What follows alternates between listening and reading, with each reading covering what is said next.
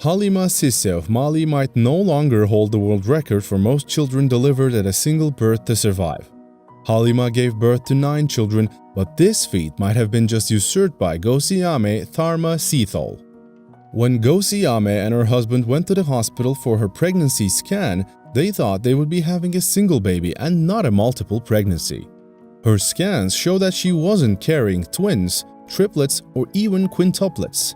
Doctors told her that there were 8 fetuses in her womb. But if Gosiyame is only pregnant with 8, how could she beat the world record? Let's find out together.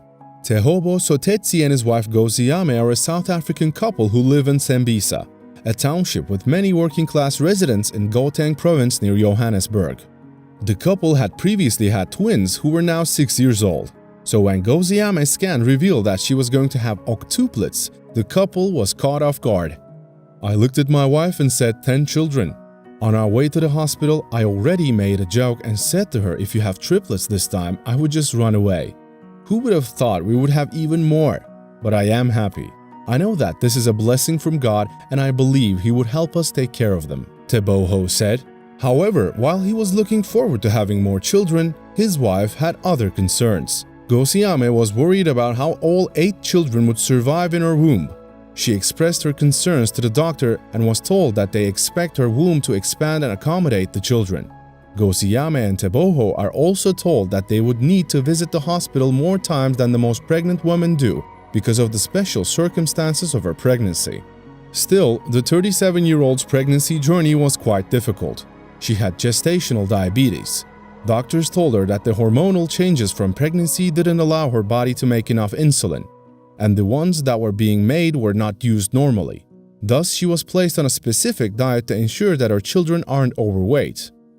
Gosiyame explained that she also did her research, and the results made her worried. I decided to use the internet to see how other women who have more than 5 children at a time deal with it. I realized multiple births with more than 3 children are quite rare, but that's not all. Various websites also explain that pregnancies involving large numbers of babies end prematurely, she said. The South African woman became paranoid and her worries also raised her blood pressure. Gosiyame stated she had many sleepless nights. Some of them she spent praying and the other nights she was just worried about her unborn kids. Although every time she went to the doctor's office, she was always told that her children were doing well, nonetheless, she couldn't shake the feeling that something might go wrong. After some time, the pregnant woman started having severe leg pains. At some point, Gosiyame also found it quite difficult to walk, so her husband took her to the hospital.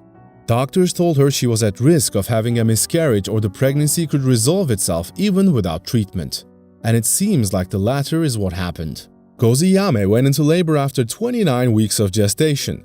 Teboho drove her to the Steve Biko Academic Hospital, Pretoria. After they got to the hospital, the husband was asked to go because of the COVID-19 restrictions and protocols. Gosiyame said, "This was decision time. I remember on the way to the hospital, I held my sister's hand and we started praying together from our house all the way to Pretoria because I was scared and anxious. My major worry was that many women who are pregnant with over 5 children deliver their children, but then most of the babies also die prematurely. I didn't want to lose any of my children, and that's what I kept praying for. I just wanted God to take control, and what happened next was indeed a miracle."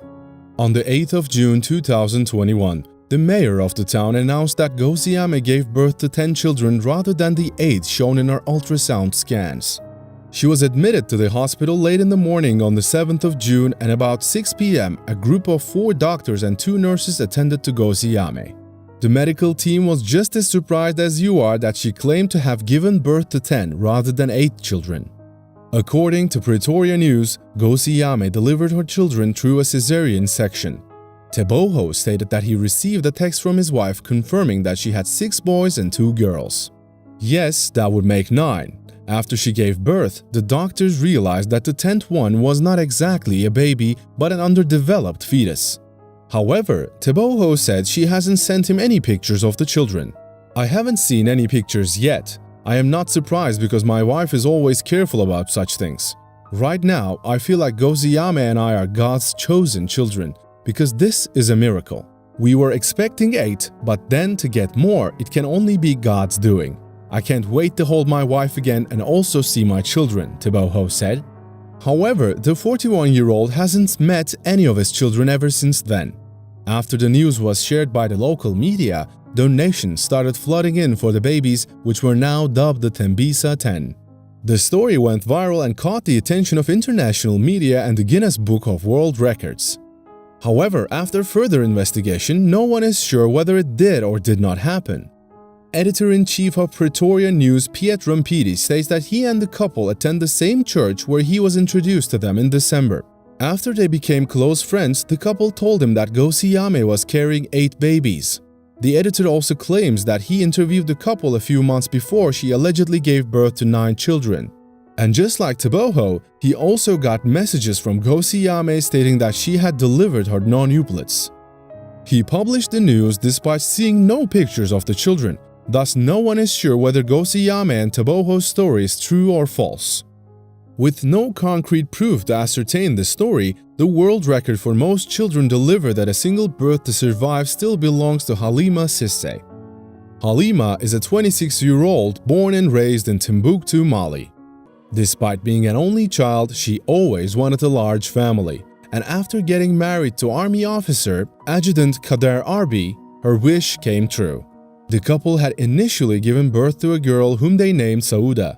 3 years later, Halima was pregnant again. However, the news they got at the doctor's office was information no one could have predicted. The Malian's ultrasound scan showed she was carrying 7 children. After the news became public knowledge, doctors in the West African nation had been concerned for her welfare and the chances of the baby's survival, so the government intervened. After a 2-week stay in the hospital in Mali's capital, Bamako, the president instructed the health ministry to move Halima to Morocco. The pregnant woman was admitted to Ain Borja Clinic in Casablanca when she was 25 weeks pregnant.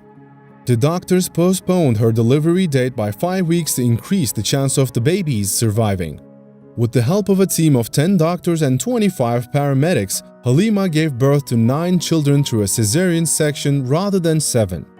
She delivered 5 girls and 4 boys. The children were kept in incubators for 2 to 3 months because of their premature birth. After her delivery, her husband Kader said, "God gave us these children. He is the one to decide what will happen to them.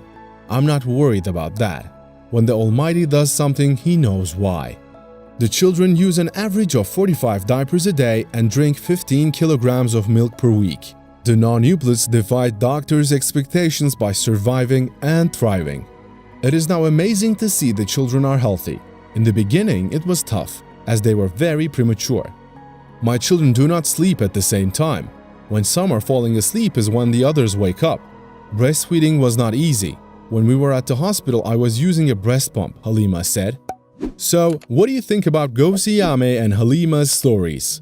Let me know in the comment section below. See you next time.